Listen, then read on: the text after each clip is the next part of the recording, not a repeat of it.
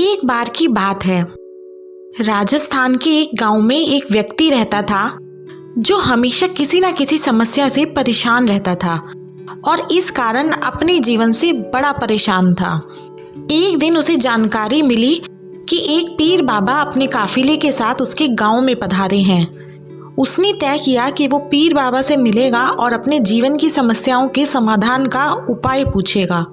शाम को वो उस जगह पे पहुंचा जहां पीर बाबा रुके हुए थे। कुछ समय इंतजार करने के उपरांत उसे पीर बाबा से मिलने का अवसर प्राप्त हुआ।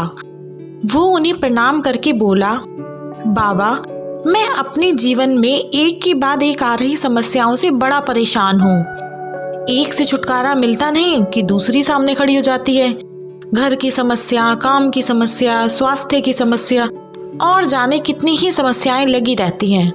ऐसा लगता है कि मेरा पूरा जीवन समस्याओं से घिरा हुआ है।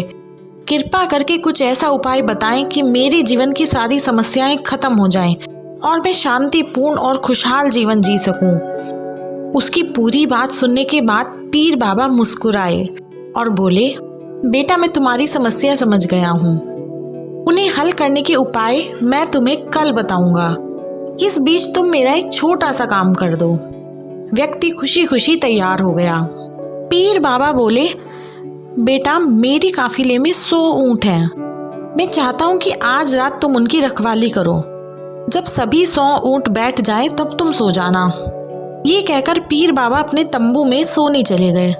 व्यक्ति ऊंटों की देखभाल करने चला गया।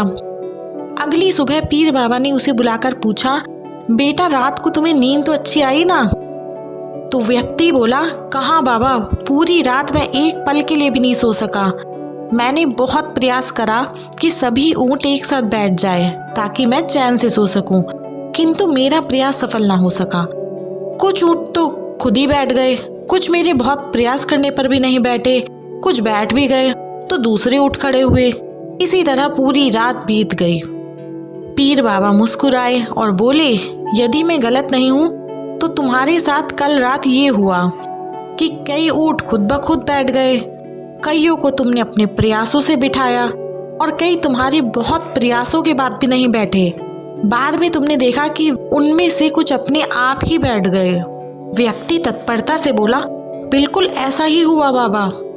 तब पीर बाबा ने उसे समझाते हुए कहा, क्या तुम समझ गए कि जीवन की समस्याएं इसी तरह से हैं?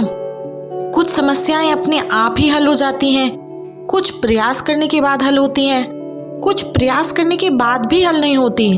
उन समस्याओं को अगर हम समय पर छोड़ दें तो सही समय आने पर वो अपने आप ही हल हो जाती हैं। कल रात तुमने अनुभव किया होगा कि चाहे तुम कितना भी प्रयास क्यों ना कर लो, तुम एक साथ सारे ऊँटों को नहीं बिठा सकते।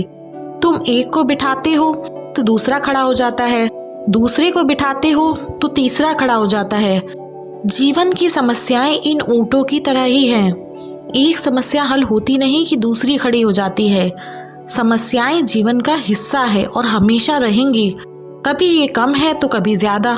बदलाव तुम्हें स्वयं में लाना है और हर समय इनमें उलझे रहने के स्थान पर इन्हें एक तरफ रखकर जीवन में आगे बढ़ना है। व्यक्ति को पीर बाबा की बात समझ में आ गई और उसने निश्चय किया कि आगे से वो कभी अपनी समस्याओं को खुद पर हावी नहीं होने देगा। चाहे सुख हो या दुख हो, जीवन में आगे बढ़ता चला जाएगा। दोस्तों, कई बारी हम भी अपने जीवन में आ रही लगातार समस्याओं से परेशान हो जाते हैं, लेकिन कई बार कुछ चीजें समय पर छोड़ देने से उनका हल अपने आप ही हो जाता है। धन्यवाद।